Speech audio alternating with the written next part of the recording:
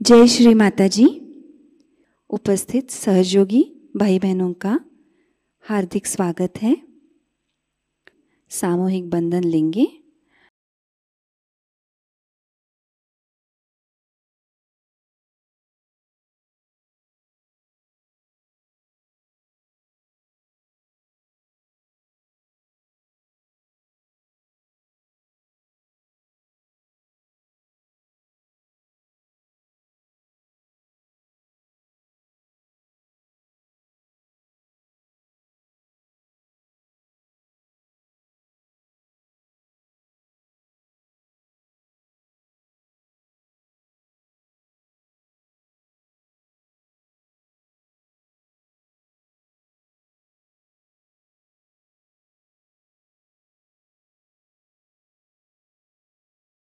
तीन महामंत्र और श्री गणेश मंत्र।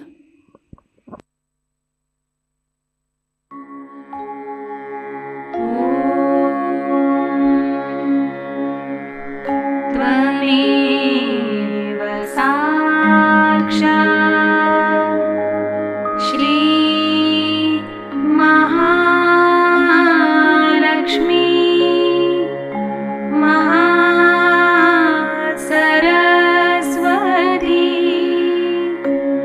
महाकाली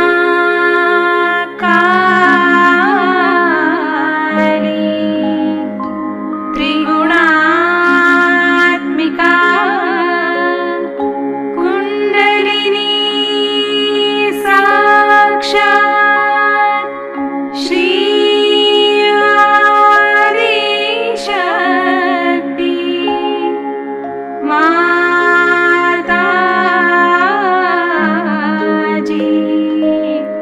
श्री निर्मला देवी नमो नमः।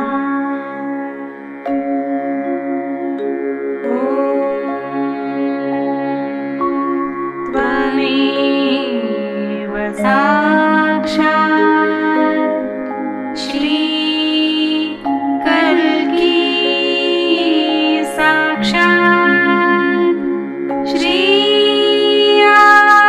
आदिशक्ति माताजी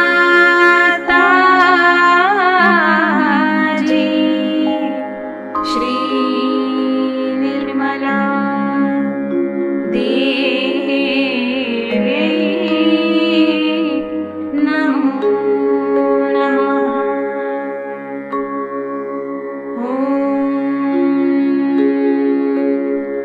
त्वमेव साक्षात् श्री कल्की साक्षात्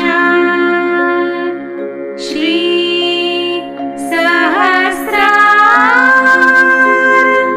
स्वामिनी मोक्ष प्रदायिनी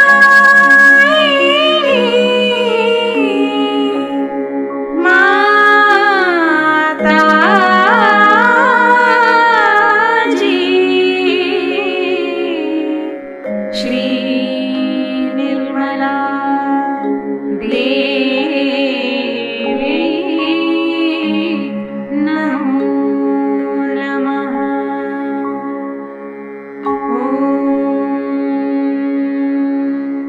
त्वमेव साक्षात् श्री गणेश साक्षात् श्री आदिशक्ति माताजी श्री निर्मला देवी नमो नमः।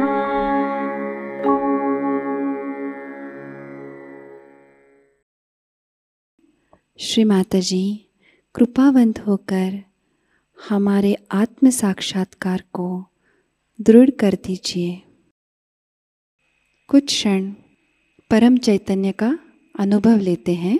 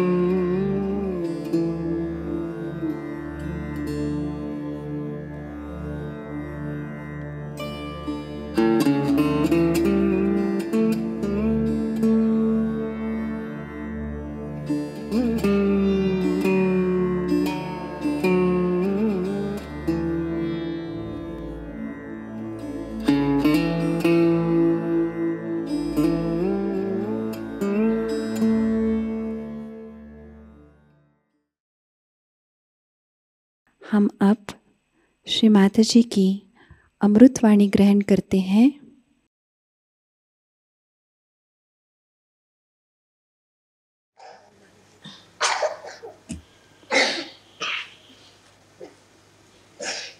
सत्याला शोधणाऱ्या आपण सर्व साधकांना आमचा नमस्कार. सत्याबद्दल सांगायचं तर सत्य आहे तिथे आहे, ते आपण बदलू शकत नाही. मानवी कल्पनेने ते आपण आकलन करू शकत नाही. ते मनुष्याच्या बुद्धीच्या पलीकडे, मानव चेतनेत आपण ते जाणू शकत नाही. जर ही गोष्ट आपण लक्षात घेतली तर अध्यात्म काय ते आपल्या लक्षात येईल. अध्यात्म म्हणजे आत्म्याचं ज्ञान. ते झाल्याशिवाय कोणती अंधश्रद्धा ठेवून, कोणची धारणा धरून हे कार्य होत नाही. त्याला कुंडलिनीचं जागरण हेच एक विधान सांगितलेलं आहे. ज्ञानेश्वर हे नाथपंथी आहे. नाथपंथीयांमधली परंपरा अशी की एका गुरुला एकच शिष्य असायचा आणि त्या गुरुनी एका शिष्याला जागृती द्यायची आणि सगळं हे ज्ञान सांगायचं. पण ज्ञानेश्वरांनी 12व्या शतकात एक मोठी कामगिरी केली की आपले गुरु म्हणजे त्यांचे ज्येष्ठ बंधू श्री निवृत्तीनाथ यांना परवानगी मागितली की मला कृपा करून एवढी आपण परवानगी द्या की हे जे काही मी जाणतो कुंडलिनीबद्दल ते मी स्पष्ट रूपाने लोकांना सांगू शकतो. नुसतं सांगण्याची मला परवानगी द्या. मी कुणाला शिष्य करणार नाही, पण मला फक्त ही सांगण्याची एकदा आपण परवानगी दिली तर मला सार्थक वाटेल. त्यांनी ही परवानगी त्यांना दिली आणि त्यामुळे 12व्या शतकातच ज्ञानेश्वरी लिहिताना 6व्या अध्यायात त्याने कुंडलिनीचं वर्णन केले. पण धर्म मार्तंडांना त्यातलं काही गम्य नव्हतं, म्हणून त्यांनी असं सांगितलं की हा निषिद्ध आहे, 6वा अध्याय वाचायचा. त्यामुळे लोकांना कुंडलिनीबद्दल ज्ञान झालं नाही. पण त्यानंतर रामदास स्वामींनी कुंडलिनीबद्दल बरंच सांगितलं की रामदासांची बुद्धी केवढी पवित्र असली पाहिजे. त्यांनी स्पष्टपणे सांगितलं की कुंडलिनीचं जागरण हे आवश्यक आहे, त्याशिवाय आत्म्याचं ज्ञान मिळत नाही, अध्यात्म बनत नाही. त्यांना कोणी विचारलं की किती वेळ लागतो कुंडलिनीच्या जागरणाला. त्यांनी सांगितलं तत्क्षण, पण घेणारा तसा पाहिजे आणि देणाराही तसा पाहिजे. त्यात आपण असं समजलं पाहिजे की जर तुम्ही कोणतंही कार्य अंधश्रद्धेने केलं तर त्यात विश्वास ठेवून ती श्रद्धा चुकीची आहे. पण शास्त्रीय दृष्ट्या असा विचार केला पाहिजे की आम्ही जे म्हणतोय ते खरं आहे की नाही ते पडताळून पाहिलं पाहिजे. कोणी म्हणतात देवच नाही, हे फार अशास्त्रीय. देव नाही असं म्हणणं हे चुकीचं आहे, कारण तुम्ही त्याचा पत्ता लावला का? तुम्हाला कळलं का देव आहे किंवा नाही? जोपर्यंत तुम्ही त्याचा पत्ता लावला नाही तेव्हा सरळ मोगम सांगायचं देवच नाही, हे एक प्रकारे माझ्या मते फार मोठं असत्य. फार असं म्हणता येईल की आम्हाला देव आहे किंवा नाही हे माहिती. आइन्स्टीन सारख्या एवढ्या प्रवीण आणि गाजलेल्या सायंटिस्टने सुद्धा देवाला कधी असं म्हटलं नाही. न्यूटनने असं म्हटलं नाही. कोणत्या सायंटिस्टने असं म्हटलं नाही की देव नाही, कारण ते खरे सायंटिस्ट होते. पण ते अर्धवट आहेत, त्यांना जे तोंडाला येईल ते बोलत असतात. आता दुसरं सांगायचं म्हणजे असं की अंधश्रद्धेबद्दल सुद्धा आपल्याला पूर्ण माहिती असायला पाहिजे. ती म्हणजे अशी की अंधश्रद्धा 4 प्रकारची असते. म्हणता येईल की श्रद्धा ही 4 प्रकारची असते. एक म्हणजे ती जी तामसिक ही अंधश्रद्धा आहे. कारण कोणी मनुष्य रस्त्यावर बसला, तो जेलमधून सुटून आलेला असला आणि त्यांनी जर भगवी वस्त्र घातले तर लागले आपण त्याला बोलायला. हे कार्य संतांनी केलं आहे, कारण संतांच्या जवळ डोळ श्रद्धा होती. हे कार्य एड्या गबाळाचे नव्हे, त्याला पाहिजे जातीचे. संतांच्या शिवाय कुणाला कळणारच नाही की कोणची श्रद्धा खरी आणि कोणची खोटी. हा निरक्षीर विवेक फक्त संतांना माहिती. दुसरी म्हणजे त्याला आपण म्हणू राजश्रद्धा. म्हणजे आता एखादा पोलीस ऑफिसर म्हणून उभा झाला किंवा एखादा मिनिस्टर म्हणून उभा राहिला तर त्याच्यावर श्रद्धा ठेवली. मग तो कसाही असे नका, तो प्रतिष्ठित असो वा नसो, भ्रष्टाचारी असो वा नसो, पण अशी आपली श्रद्धा असते. राजारामासारखे एवढे महान पुरुष तुम्हाला लाभले, असे असताना तुम्ही जर त्यांच्या श्रद्धा ठेवली तर ती सात्विक श्रद्धा. रामदासांवरती केलेली श्रद्धा ती सात्विक. कारण त्यांचं आयुष्य कसं होतं, त्यांचं चरित्र कसं होतं. जे संत होऊन गेले तुकारामासारखे, त्यांना शिवाजीने नजराणा आणला, आणखी इतके दागिने आणले, ते सगळे त्यांनी परत करून. अशी आहेत का माणसं आज? अशी संतांसारखी माणसं आज जगात मला तुम्ही दाखवा, विशेषतः आपल्या महाराष्ट्रात तर शोधून सापडणार. अशा संतांनी जे कार्य केलं ते संतांचं खरं कार्य, आणि त्यांच्यावर श्रद्धा असणं ही सात्विक श्रद्धा. ज्या माणसांनी असं विशेष कार्य केलं असेल, त्यांनी जगाचं कल्याण केलं असेल, त्यांच्याबद्दल श्रद्धा असणे ही सात्विक श्रद्धा. आणि जेव्हा अशी सात्विक श्रद्धा आपल्यामध्ये आपण बाळगतो तेव्हाच त्याच्यावरची पायरी म्हणजे डोळस श्रद्धा आपल्यामध्ये येते, जी संतांना होती. संतांना जी डोळस श्रद्धा होती त्या श्रद्धेमध्ये ते जाणत होत, त्याला माहित होतं खरं आणि खोटं काय. आपल्याला अजून केवळ सत्य असं काही माहितीच नाही. जर माहित असतं तर इतकी भांडणं कशाला झाली असती, इतका उपद्व्याप कशाला झाला असता. अनेक तऱ्हाच्या धारणा, अनेक तऱ्हाच्या अशा काढायच्या, कोणाला जे सुचलं ते काढतात. आता हे अंधश्रद्धे निर्मूलनावर तर मला बोललंच पाहिजे, कारण त्यांनी आम्हाला भयंकर त्रास दिलेला, स्पेशली तुमच्या या सातारा जिल्ह्यात. ह्या रामदासाच्या तुमची लायकीच त्यांनी कमी करून ठेवली, कारण स्वतः नालायक लोक आहेत. त्यांच्यामध्ये काही लायकी असती तर त्यांच्याशी बोलणं तरी केलं असतं, पण थोडं बहुत शिकलेले लोक आहेत, काही त्यांना ज्ञान नाही, काही नाही. एक गृहस्थांच्या बद्दल लिहून आलं की रिकाम टेकडे, त्यांची बायको खूप पैसे उकळते, तिने हॉस्पिटल घातल्या, पैसे उकळते आणि रिकाम टेकडा मनुष्य निर्मूलनाचं कार्य करते. हे काय कार्य करणार निर्मूलनाचं? तसेच अनेक तऱ्हेचे विचित्र लोक या निर्मूलनाच्या कार्यात गेले आहेत, पण मुलांना मात्र जपून ठेवा. अशीच एक टू इंग्लंडला आधी सुरुवातीला काढली, त्याचं नाव अँटी कल्चर, म्हणजे संस्कृतीच्या बाहेर जायचं होतं. म्हणा संस्कृतीचे त्रास होते, प्रत्येकाने सूट घातला पाहिजे, प्रत्येकाने टेल कोट घातला पाहिजे, वगैरे वगैरे अनेक प्रकार. पण ती टूम काढल्याबरोबर सगळ्या मुलांनी शाळा बिळा सोडल्या आणि त्याच्यात भरती झाली. ओरडा आरडा, इकडे जाणं तिकडे जाणं, जबरदस्ती, हे सगळं मुलांनी शिकून घेतलं. अभ्यास सोडला, स्टडी सोड. आणि त्याच्यानंतर मग काहीच हाती लागलं नाही. एवढं सगळं केलं, मारामाऱ्या केल्या, खुंशीपणा केला, काही हाती लागलं नाही. मग ड्रग घेऊ लागले, ड्रगनी हाती नाही लागलं, अल्कोहोल, मग खून, अनेक प्रकार सुरू झाले अमानुषतेचे.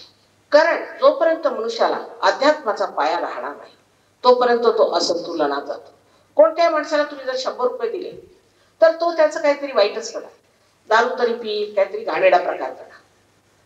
पण जर एखाद्या संताला दिले तर तो सत्कारणी लागणार, काहीतरी सत्कारणी कार्य करणार आहे.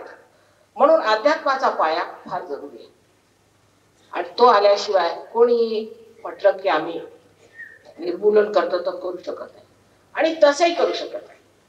उदाहरणार्थ मी आपल्याला सांगते एक गोष्ट. आमच्या साहेबांच्या ऑफिसमध्ये एक गृहस्थ होते, निंबाळकर, आणि त्यांचा एक मुलगा होता, तो फारच रात्री होता. तर त्यांनी त्याला जहाजावर पाठवलं. त्याला जहाजावर पाठवलं की त्यांनी स्मगलिंग सुरू केलं.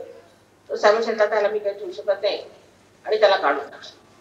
त्याला काढून टाकल्यावर त्याच्या वडिलांना फार वाईट वाटलं. थोड्या दिवसांनी वाटलं, मी लंडनहून आले, त्यांच्या बायकोने सांगितलं माझे दागिने, आपल्या सासूचे दागिने, आपल्या बायकोचे दागिने हे सगळे घेऊन गेला, आणि घर सुद्धा गहाण ठेवलं की मी काहीतरी बिझनेस करतो.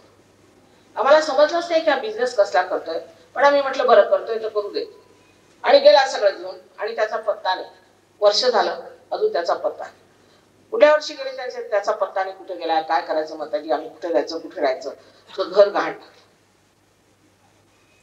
तर म्हटलं की पत्ता काढा, त्याला काही पत्ता लागणार नाही. 3ऱ्या वर्षी गृहस्थ परत आले, त्यांनी सगळ्यांचे पैसे देऊन टाकले, माल करून टाकले. ती बाई फार सोज्वळ होती. तिला शंका वाटली, हा गृहस्थ इतके पैसे कुठं घेऊन आला. तर तिने मग इकडे तिकडे विचारपूस केली, बराच तपास केला. मी जेव्हा 4थ्या वर्षी आले तर मला सांगितलं की त्याने आपल्याला गुलाब बाबा करून ठेवले. तर मी त्याला एक सडकून पत्र लिहिलं. म्हटलं खबरदार जर तू असले धंदे केलेस तर. सगळं काही लिहिलं. आणि मी जेव्हा नागपूरला गेलो तो तिथं पळाला, पण मी त्याला चांगलंच ओळखते. आणि त्याने नागपूरला गंतीन केलं. म्हणजे सांगितलं की इथे मी आता तलवार मारतो आणि इथून पाणी निघेल. आणि तलवार घेऊन आला आणि मला खरंच पाणी निघालं. लोकांनी त्याच्यावर पैशाचा नुसता वर्षाप करून टाकला.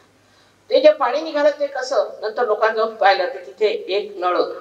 आणि त्या नळाला मी आधीच तोडून बिडून व्यवस्था केलेली होती की नुसता एका धक्क्याने ते उघडलं पाहिजे. हे त्याचं धती. ते लक्षात आल्याबरोबर गुलाब बाबा तिथं उठला, पण दुसरीकडे पसरतोच आहे तो. एक गाव म्हणून गृहस्थ होते.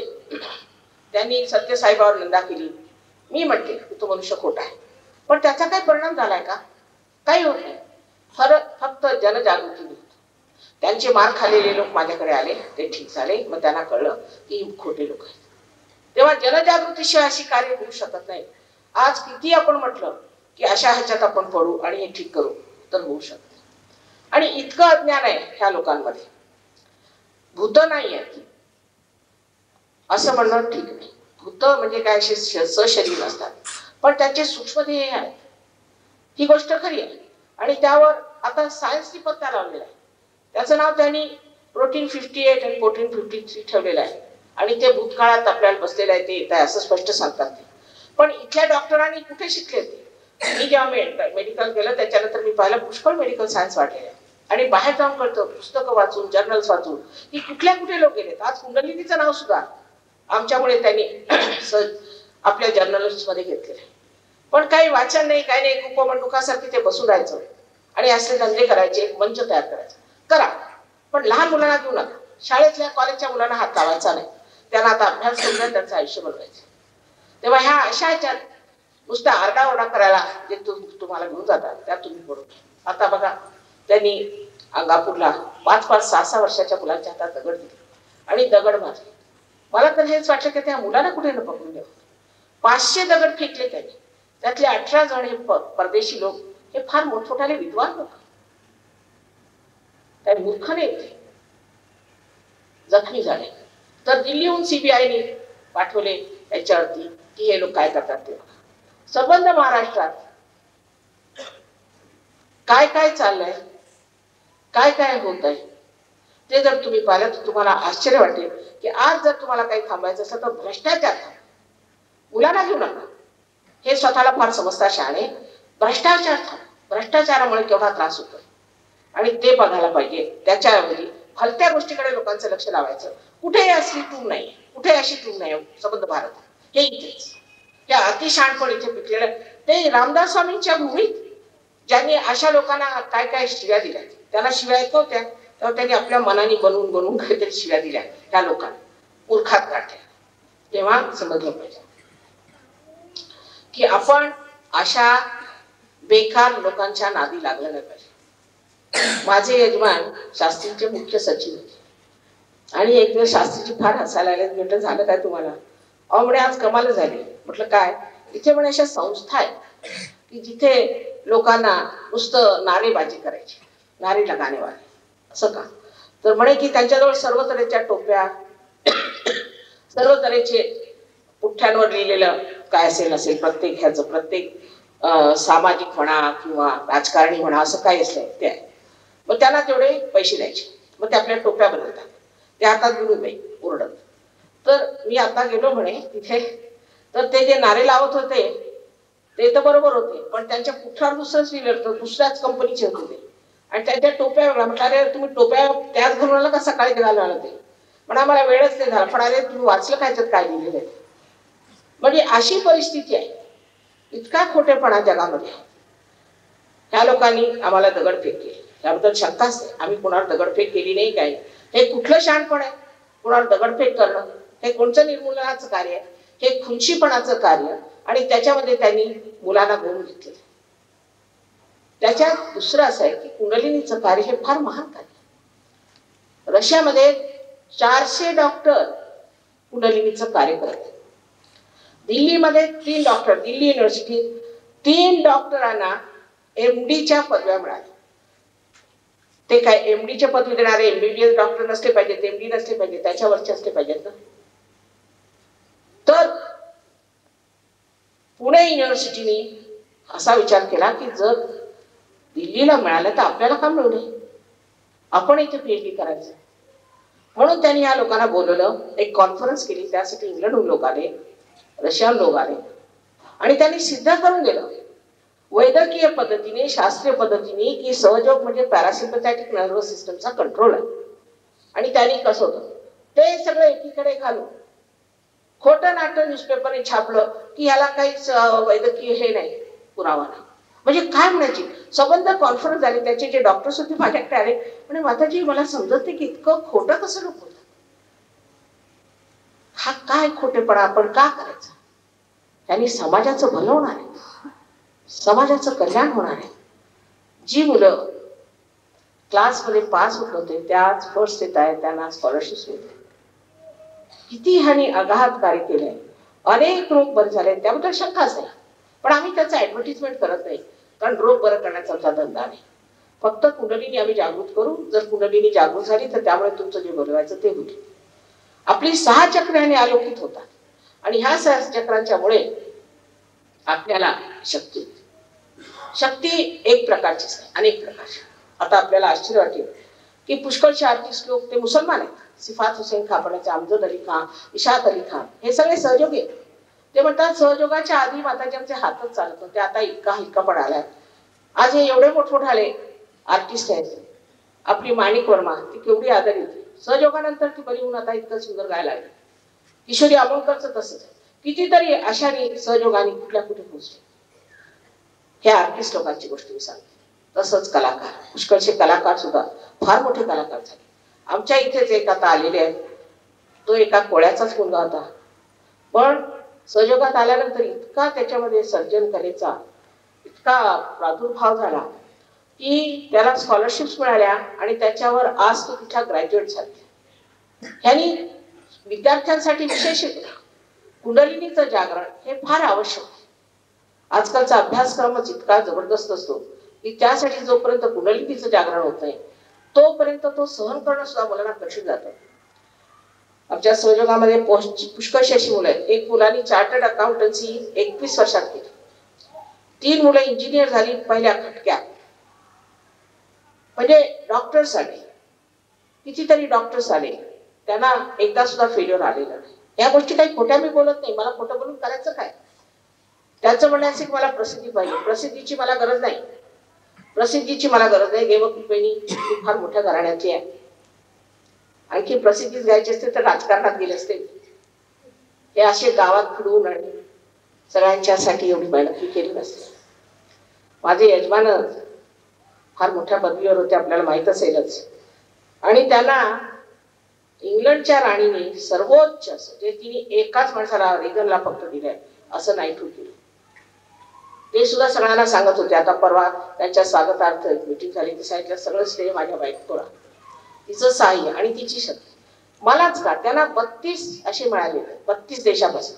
ते म्हणाले मला 32 देशापासून देण्याचं मीच कोण आहे, मला का मिळालं, हे सगळं माझ्या पत्नीमुळे. हे त्यांनी उघडपणे सगळ्यांना सांगितलं.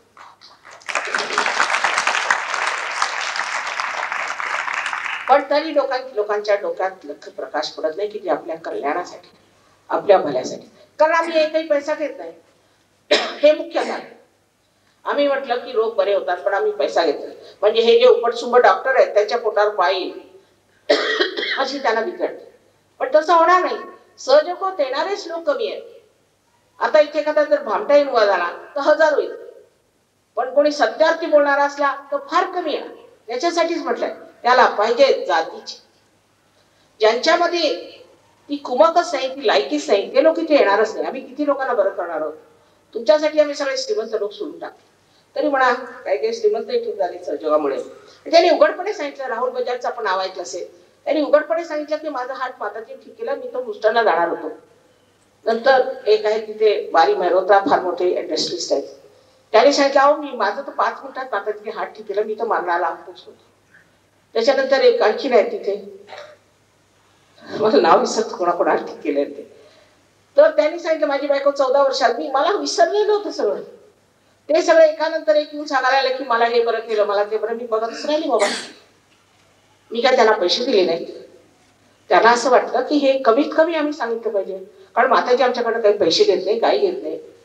तेव्हा एवढं तरी माताजीच्याबद्दल आम्हाला सांगायला पाहिजे. म्हणून 500 डॉक्टरांच्या समोर त्यांनी येऊन सांगितलं. हे काही खोटं बोलतायत लोक. तेव्हा ह्या लोकांनी माझ्या विरुद्ध काय एवढं उठवलंय असा मी विचार केला. मी काही पैसे देत नाही, हे मुख्य कारण. देवाच्या कार्याला जर कोणी पैसे देते तर तो मनुष्य खरा नाही, हे जाणून ठेवलं पाहिजे. कारण देवाला पैसे समजत नाही. जशी पृथ्वी तिच्यात एखादं बी पेरलं किंवा जी अनेक फळं फुलं सर्व तऱ्हेच्या गोष्टी आपल्याला देते, तिला आपण किती पैसे देतो? तिला पैसे समजतात का? हे लक्षात घेतलं पाहिजे. ही जिवंत क्रिया आहे आणि आपल्या उत्क्रांतीत आता आपण मनुष्य स्थितीला आलो. याच्या पुढच्या उत्क्रांतीला आपल्याला उतरलं पाहिजे, जिथे केवळ सत्य जाणलं पाहिजे. त्यालाच आपण कैवल्य म्हणतो. आता ही इतकी मंडळी इतके 56 देशात इथे आलेले आहेत, निवडक लोक आहेत. ह्यांच्यात कधी भांडण नाही, तंटा नाही, काय नाही. तर ते रजनीश आणि हे तुम्हाला आश्चर्य वाटेल, मी सांगितलंच पाहिजे की समाजच्या त्याचा गुजरात समाज मध्ये मी माझ्या डोळ्यांनी पाहिलं. त्याच्यात असं लिहिलं होतं की ह्या रजनीशच्या एका शिष्याने, सगळेच आनंदच आहेत तिकडे त्यांची नाव, की आम्ही अंधश्रद्धा निर्मूलन समितीला सांगून माताजीला एक फटका दिला, म्हणजे इथे मामाला जे दगड मारले तिथे, आणि आता त्यांना मी दुसरा फटका देणार आहोत. तेव्हा तुम्हाला आश्चर्य नाही वाटलं. त्याच्या आधीच ते रजनीश फटकले आणि गेलेच. आणि काय काय उपद्व्याप त्यांनी केला ते ह्या लोकांना विचार. हे सांगते तुम्हाला किती घाणेरडा तो मनुष्य आहे आणि त्याने किती घाणेरडे प्रकार केले. आणि त्याच्या शरणाला हे गाव मला इतपर कळलेलं आहे की त्यानेच ह्यांना मेस्मरिझमची विद्या शिकवलेली, म्हणजे संमोहनाची. संमोहन हे फार फार जास्त डेंजरस आहे, फारच जास्त. ज्याने संमोहनात गेला तो परत येऊ शकत. जो मनुष्य संमोहन करतो त्याला फार वाईट त्रास होतो. आता हे डॉक्टर काऊर तसेच होते, तरुणपणीच गेले. संमोहनाचं कार्य करणं फार चुकीचं आहे. संमोहन म्हणजे भूतविद्या आहे, काळी विद्या आहे. आणि जे लोक संमोहनाचं कार्य करतात त्यांना मी जागृती देऊ शकत. तुम्ही 10 लाख दिले तरी करू शकत. संमोहनाने आपण दुसऱ्याच्या चेतनेवर आघात करतो आणि त्याची चेतना आपण ओढून घेतो. हे महान पापाचं कार्य आहे. आणि त्यानंतर त्या माणसाची काय दशा होते किंवा आमची काय दशा ते पाहण्यासारखं आहे. त्याबद्दल सुद्धा विदेशी देशांमध्ये, परदेशी देशांमध्ये ज्या ठिकाणी प्रगल्भता आलेली आहे, अनेक गोष्टी त्यांनी लिहिलेल्या आहेत की संमोहन आणि काय काय घाणेरडे प्रकार होतात. आमचे एक डॉक्टर होते, त्यांच्यावर संमोहन विद्या केली होती. ते शिकले होते संमोहन विद्या. त्याच्यानंतर मग त्यांना दारूचाही नाद लागला. त्यानंतर ते सहयोगात आले. मोठ्या मुश्किलीत त्यांची कुंडली जागृत झाली. झाल्यानंतर सगळं सोडून उभे झाले. आता 7 हॉस्पिटल्स मध्ये लंडन शहरामध्ये ते मुख्य आहे. ह्या अशा संमोहन विद्येला तुम्ही बळी पडू नका. संमोहनाची काय गरज आहे? संमोहन करण्याची काय गरज आहे? कोणी साधू संतांनी संमोहन केलं होतं? ते तुम्ही संमोहन शिकत आहात त्यांच्यापासून. हे कशासाठी शिकायचं? दुसरी गोष्ट अशी ही भौतिकता त्या देशांमध्ये फार वाढली. परत विज्ञानाचा एकांकीपणा. विज्ञान हे एकांकी, त्यांनी सर्वांगीण उन्नती कधी होऊ शकत नाही. विज्ञान फार एकांकी. त्याच्यात कविता नाही, त्याच्यामध्ये प्रेम नाही, त्याच्यामध्ये माणुसकी नाही, काही नाही.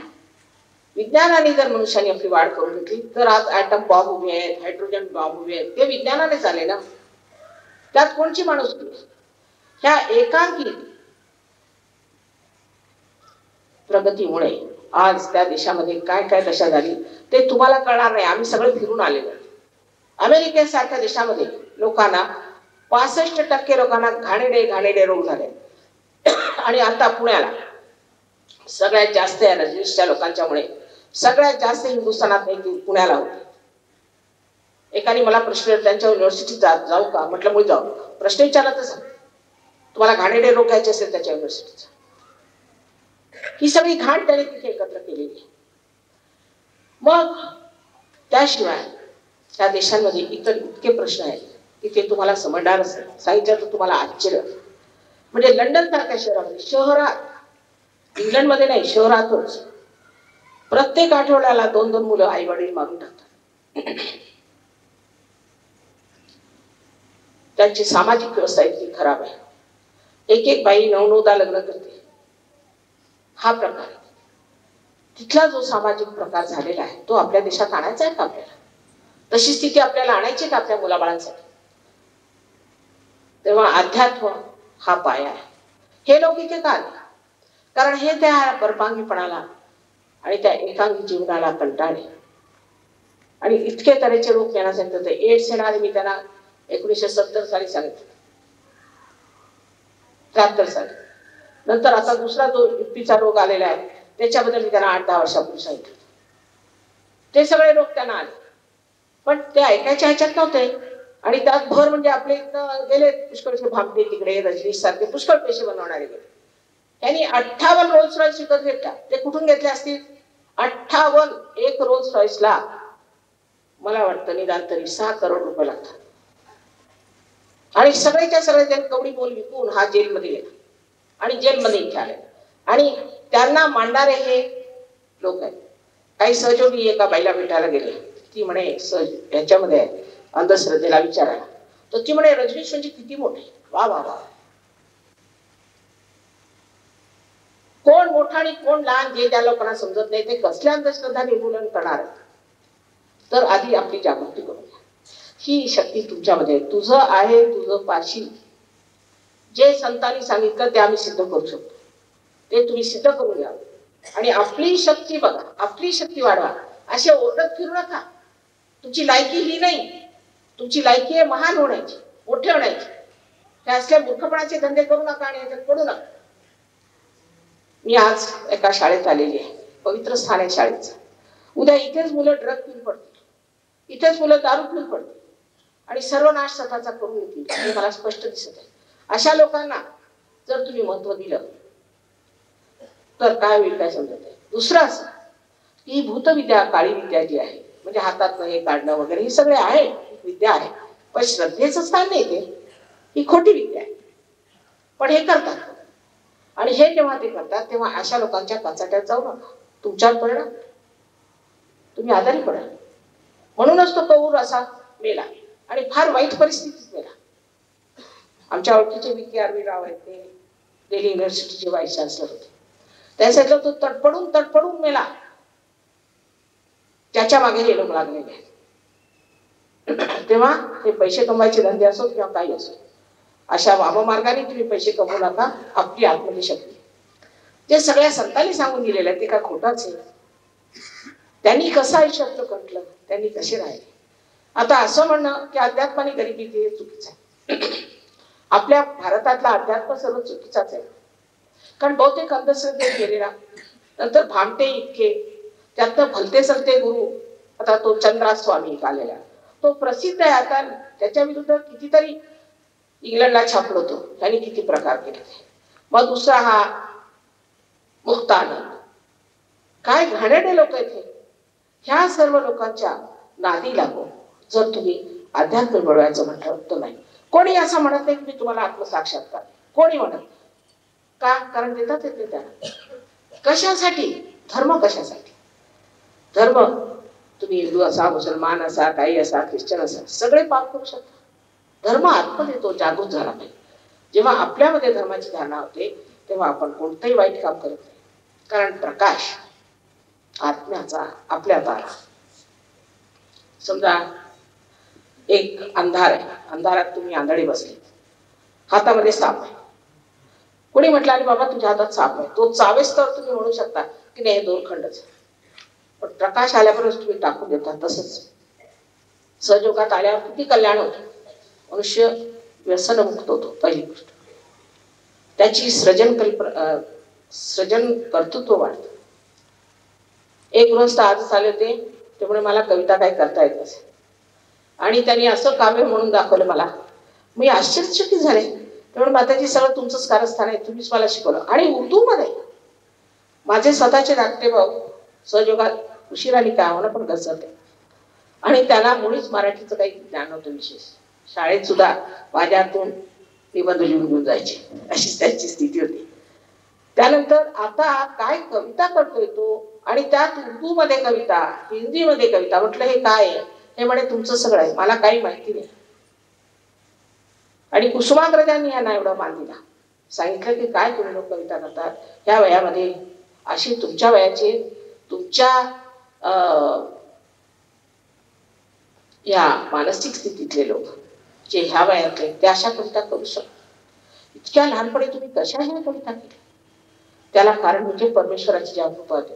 अहो 23 वर्षामध्ये ज्ञानेश्वरांनी काय लिहून ठेवलंय ते तुम्हाला कळायचं नाही. जावे त्याच्या वंशात तेव्हा कळेल तो आनंद काय. त्यांनी नुसतं ज्ञानेश्वरीच लिहिली नाही, त्यानंतर एक अमृतानुभव म्हणून एक अद्वितीय असा ग्रंथ लिहिला. आणि आमचे सगळे सहयोगी परदेशात जाऊन वाचतात. ते वाचण्यासारखं म्हणजे इतका आनंद आहे तो, त्याच्यात इतका आनंद आहे की 2 जरी ओळ्या त्याच्या कोणी लिहू शकलं तर मी म्हणेन की काहीतरी आहे त्याच्यासारखं. पण त्यांच्यावरही घाला म्हणे, त्यांची जाऊन आम्ही समाधी उघडू की तरी समाधी घेतली गेली. जो स्वतः खोटाडा असतो तो सगळ्यांनाच खोटं समजतो, हेच ह्यातलं तथ्य. तेव्हा त्या साताऱ्यामध्ये आम्ही इतक्यात आलो आणि इथे काहीतरी पुस्तक हे मला माहित होतं आणि त्यामुळेच सगळ्यात कमी साताऱ्याला कार्य झालेलं आहे. आता तुम्हाला त्या आशीर्वादाची आठवण करून देते, जे आत्मसाक्षात्कार. आपल्या देशातही लालबहादूर शास्त्री हे आत्मसाक्षात्कार, हे आत्मसाक्षात्कार. पण आपण त्याला घालवलं का? कारण आपली लायकी नाही, अशा लोकांसाठी आपली लायकी नाही. गारबाचे हा सुद्धा साक्षात्कारी, म्हणूनच तो मला इतकं महत्व देतो. जे साक्षात्कारी लोक आहेत ते साक्षात्कारी लोकांना ओळखू शकतात. नामदेवांना ओळखलं कुणी? तर नानक साहेबांनी. त्याला सांगितलं की तुम्ही इतकी सुंदर कविता करता देवाची, आता कृपा करून तुम्ही पंजाबी शिका. एवढं मोठं पुस्तक आहे पंजाबीमध्ये, त्यात जनाबाईचे पण अभंग आहेत आणि मराठीचे अभंग आहेत. मला आश्चर्य वाटलं, हे लोक ग्रंथ साहेब मध्ये ते मराठीचे अभंग म्हणतात, पण त्यांचं काय पडत मूर्ख बसले. तो उचलला तो ग्रंथ, एक बोटीच्या त्याचा अखंड पाठ 2.5 दिवसात संपला पाहिजे. त्यांनी काहीतरी वाचायचं, तिथे बोट ठेवायचं, दुसऱ्या बोट ठेवायचं, ह्याला काही अर्थ आहे? हे पडत मूर्खांची लक्षण आहे. त्यांनी म्हटलंय काय हे रे बनको जन जाय, सदा निवासी सदैव अलेपा तो हे संग सम. कशाला जगला तू, तुझ्याच मध्ये समावेल. पण शेवटी जे त्याने म्हटलं काय, नानक बिन आपाची, स्वतःला ओळखल्याशिवाय मिटे न भ्रम की काय, हे त्यांनी नानक साहेबांनी म्हटलेलं आहे. कबीराने तर संबंध कुंडलिनीच वर्णन केलंय. इडा पिंगला सुख मनना, शून्य शिखर पर अनहद बाजी. पण शेवटी कंटाळून त्यांनी असं म्हटलं, कैसे समझाऊ सब जग अंधा. म्हणजे कमाल ही की कुंडलीने सुरती म्हटलं त्यांनी. मी पटण्याला गेले तर तंबाखूला ते लोक सुरती म्हटलं. माणसाची तरी कमाल आहे. कशाचं कसं खोबरं करायचं ते मानवाला विचारा आणि त्याला ते सुरती म्हणतात. ही कुंडलिनी तुमची स्वतःची शक्ती तुमच्यामध्ये आहे आणि जेव्हा ती 6 ह्या चक्रामधून जाते, आता तुम्हाला मेडिकल माहिती नाही तर मी तुम्हाला मेडिकली समजवलं असतं. तेव्हा ब्रह्मरंध्राला छेदते, ब्रह्मरंध्राला छेदल्याबरोबरच तुमच्या हाताला थंड थंड असं वाऱ्याचं किंवा कधी गरम येतं, कधी कधी कोणाला गरम येतं, असा वारा लहरी सारखा येतो आणि हाताला हे परम चैतन्य चारीकडे पसरलं तेला थंड थंड असा हातात उठा. ही परमेश्वराची प्रेमशक्ती, ही तुम्हाला हाताला लागते. तेव्हा तुम्ही एक दैवी कॉम्प्युटर होऊन जाता. कोणताही प्रश्न विचारायचा, परमेश्वर आहे किंवा नाही, असाच जर प्रश्न विचारला तर लगेच हातात झण झण झण झण लागतो. पण एखादा जर भामटा येऊन उभा राहिला आणि त्यांनी जर भगवे वस्त्र घातलेले असते तर लगेच तुमच्या लक्षात येईल की हा भामटा आहे, कारण हातामध्ये गरम गरम नाही किंवा हा चोर आहे. ह्याच बोटांवर, त्या 5 आणि 6 आणि 7 बोटांवर तुम्हाला कळेल की ह्यांची चक्र कोणची धरलेली आहे. तुम्ही चक्राचीच बोली करता, दुसरं काय बोलत नाही. आणि ह्यांचं चक्र कसं ठीक करायचं हे शिकण्यासारखं आहे आणि ते अगदी सहज काही पैसे न देताना तुम्ही आत्मसात करू शकता आणि त्याच्यावर तुम्ही प्रावीण्य मिळू शकता. तेव्हा तुमची युवा शक्ती जागृत होईल. नाहीतर इथे गृहस्थ आले माझ्याकडे म्हणे माताजी ही आमची इथली युवा शक्ती. कसली युवा शक्ती आहे? अमुक अमुक एका पॉलिटिकल पार्टीची. मुळीच पॉलिटिकल पार्टीला जॉईन करू नका. मी त्यांना म्हटलं तुमचं धोरण काय? धोरण काय नाही, आम्हाला जे हे सांगतात तेच. असं का? तुम्हाला काही व्यक्तित्व नाही? काही सांगितलं ते करा तुम्ही काय? हे काय करतात ते पाहिलं का? यांचं आयुष्य कसं आहे ते पाहिलं का? हे कसे वागतात ते पाहिलं का? यांच्याकडे पैसे कुठे येतात ते पाहिलं का तुम्ही? लागले आपले? झालंय काय तुम्हाला? त्याच्या डोक्यात प्रकाश पडला. म्हटलं सरळ सोडा, आत्मसाक्षात्कार घ्या आणि त्याच्यानंतर तुम्हाला कळेल की तुम्ही कोण. आता हे तुम्ही बघताय का आयुध आहे, पण ह्याचा जर संबंध मेनशी झाला नाही त्याला काही अर्थ नाही. तसंच मानवाचं आहे.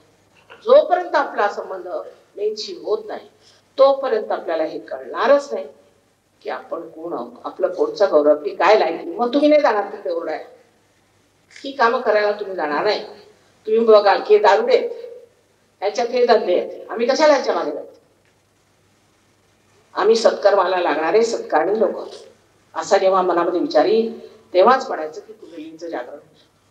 पण त्या लोकांना हिंसा करणं, लोकांना दुःख देणं, त्रासवणं, असे हिटलरशाहीचे उपद्रव सुचतात, त्यांच्यासाठी कुंडलिनी नाही.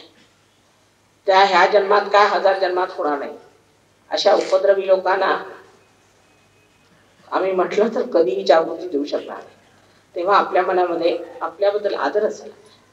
ज्यांना आपल्याबद्दल आदर नाही तेच अशी उपद्रव करतात. आपण कोण, आपली महानता काय, आपली प्रतिष्ठा काय हे समजलं पाहिजे. डिग्निटी ज्याला म्हणतो ते समजलं पाहिजे. आमची काय प्रतिष्ठा आहे, काय आम्ही रस्त्यावर जाऊन ओरडणार आहोत, दगड मारणार आहोत? मुळीच नाही. आम्ही प्रतिष्ठित आहोत. आपल्या आईवडिलांची प्रतिष्ठा वाढवायची, महाराष्ट्राची प्रतिष्ठा वाढवायची. हे लोक तुम्हाला इतकं उच्च समजतात की तुम्ही महाराष्ट्रात जन्मले. त्यांचं म्हणणं असेल जिथे एवढं चैतन्य आहे माताजी तिथले लोक किती मोठे असायला पाहिजे. पण जसं सबंध समुद्रामध्ये पक्षी हा धावतोय त्याला काही पाणी मिळत नाही, तशाचाच प्रकार आहे. जिथे पिकतं तिथे विकत नाही. हे लोक इतक्या लांबून आले ते कशाला? ते असं जाणून तिथे एवढं चैतन्य आहे. मी किती म्हटलं दुसरीकडे जाऊया, नाही, आम्हाला महाराष्ट्रातच पाहिजे.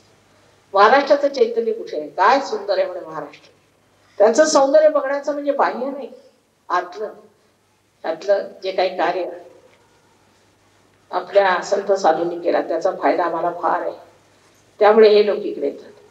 एकदा त्यांना मी तुकारामाच्या समाधीवर पाठवलं तर तिथे ते जिथे ध्यान करत असत तिथे गेले तर लोकांनी मला सांगितलं माताजी हे गडबडा लोळत होती जमिनीत. म्हटलं तुम्ही कशाला लोळला? म्हणे माताजी जमिनीत होत चैतन्य वाहत होतं, जमिनीतनं चैतन्य येत होतं ते पाहिलं आम्ही, म्हणून आम्ही लोळत होतो. आता ज्याला चैतन्याची माहिती आहे तोच तर चैतन्य जाणू शकेल. जसं आपलं नामदेवांचं सांगायचं म्हणजे नामदेव एकदा गोरा कुंभाराला भेटायला गेले. गोरा कुंभार हे पायाने माती तुडत होते. त्याच्या समोर उभे राहिले स्तंभित आणि काय म्हणतात, निर्गुणाच्या भेटी आलो सगुणाशी. हे बोलावं एका आत्मसाक्षात्कारी संतांनी आणि ऐकावं ते सुद्धा आत्मसाक्षात्कारी संतांनी. ज्यांना त्याचा प्रकाशच मिळालेला नाही त्याच्यासमोर नुसती बडबड आहे. पण तरी सुद्धा हा तुमचा जन्मसिद्ध अधिकार आहे.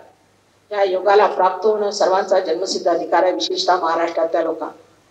आणि महाराष्ट्रात जोपर्यंत हे कार्य होणार नाही तोपर्यंत मी मेहनत करणार आहे. जरी तुम्ही मला दगड मारले किंवा काय केलं तरी सुद्धा मी मेहनत करणार, कारण मी माझा महाराष्ट्रात जन्म झालेला आहे. आणि त्या संत साधूंना कळस चढवायचं काम माझं आहे आणि मी हे कार्य करणार. तुम्ही किती मला त्रास दिला.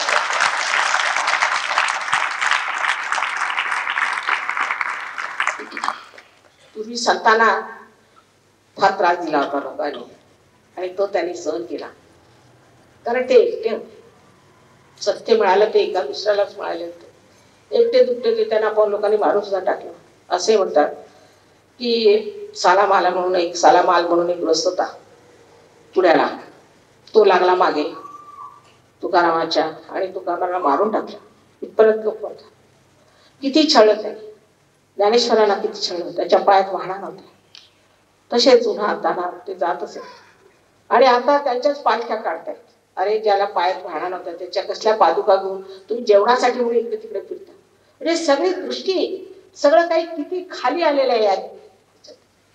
आता मीच आपल्याला सांगते, आमचे कलेक्टर होते मेरठला, पुष्कळ वर्षापूर्वीची गोष्ट आहे. तेव्हा आम्ही सुद्धा लहान होतो, तर आम्ही कधी ऐकलं नव्हतं, कधी विचार सुद्धा आला नाही मला, कधी कानावर अशी बातमी आली नाही की एखाद्या कलेक्टरनी कमिशनरनी पैसे घेतले. म्हणजे शक्यच नव्हतं. काय लोक होते ते, शक्यच नव्हतं.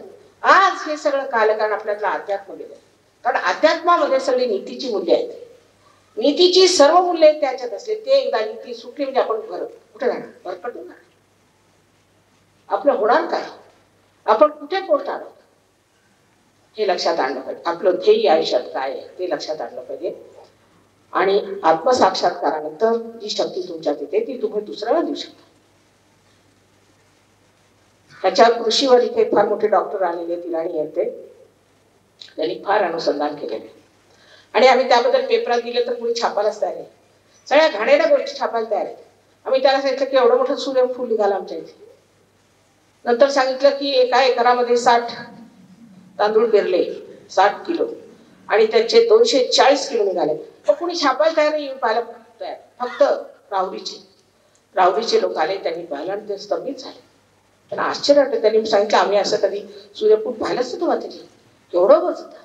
अहो म्हटलं सहयोगाने सर्व होऊ शकतं. सगळ्यांवर, पशुपालनावर, प्रत्येक गोष्टीवरती ह्याचा प्रयोग हा परदेशात झालेला आहे आणि तो इथे आपण वापरू शकतो. त्यांनी सगळ्यांची स्थिती ठीक होऊ शकते. कोणी ऐकायलाच तयार नाही, कोणाला फुरसतच नाही आजकाल दगड मारण्यापलीकडे. हेच एक धंदे वाचलेले आहेत. हे रिकामपट्टे धंदे करू नयेत आणि आपली प्रतिष्ठा ही जाणून घेतली आणि त्या प्रतिष्ठित स्थितीला आपण उतरलो पाहिजे. आपण काय रस्त्यावर पडले नाही, वाटेल त्यांनी वाटेल ते सांगितलं तसं वागून आपली आपण प्रतिष्ठा घालवायची. मला आश्चर्य वाटतं कधी कधी की पुण्याला सुद्धा 8-10 अशी मुलं घेऊन आले होते आणि त्यांना विचारलं की अरे बाबा तुम्ही कशाला आला तिथे.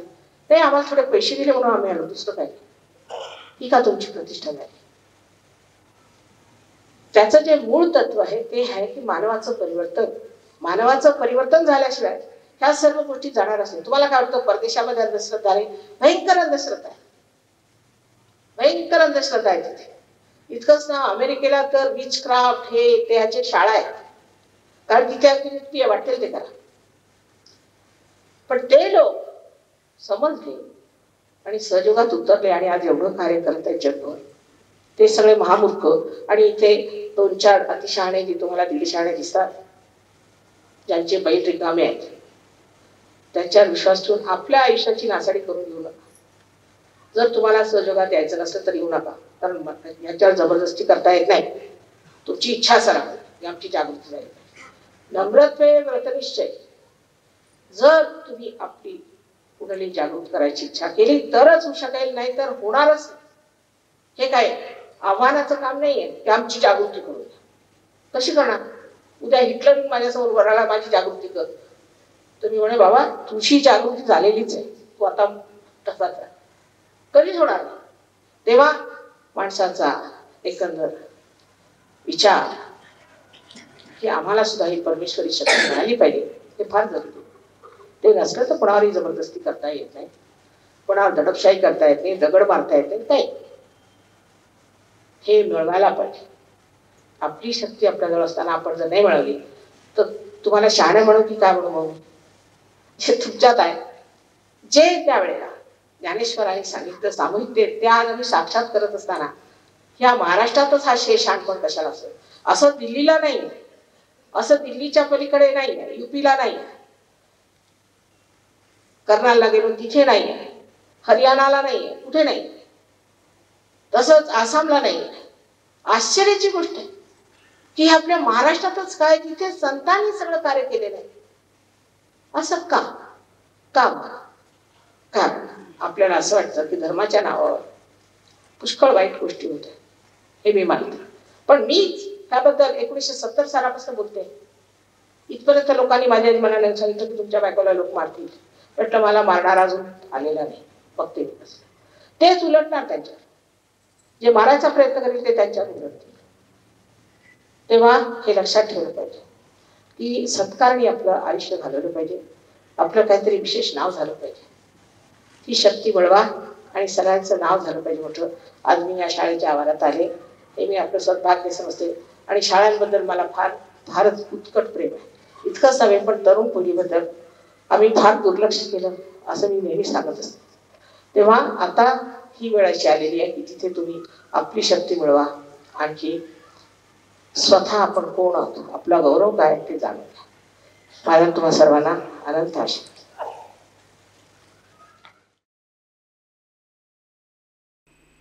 अब हम थोड़ी देर इसी स्थिति में ध्यान करते हैं.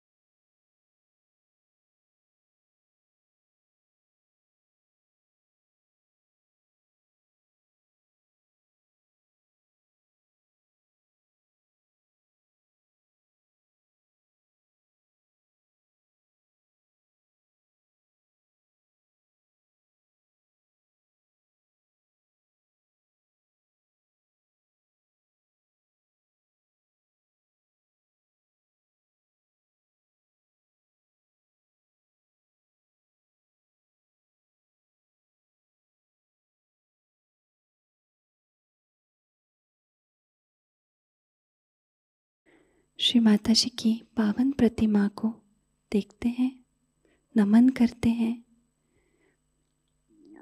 हृदय से आभार व्यक्त करेंगे और प्रार्थनाएं अर्पित करेंगे. परम पूज्य श्री माता जी, आज का सामूहिक ध्यान हम आपके श्री चरणों में समर्पित करते हैं. आज के ध्यान में आपने हमें जो निरानंद प्रदान किया, चैतन्य से आशीर्वादित कर दिया, इसलिए हम आपके हृदय से ऋणी है माँ। संपूर्ण विश्व में विश्व निर्मल धर्म प्रस्थापित करने हेतु कृपा कर हमें सहयोग प्रचार प्रसार का शुद्ध एवं प्रभावी माध्यम बनाइएगा। हमारी सभी प्रार्थनाओं का स्वीकार कर हमें आशीर्वादित करने की कृपा कीजिए श्री माता जी। अब हम सामूहिक बंधन लेते हैं।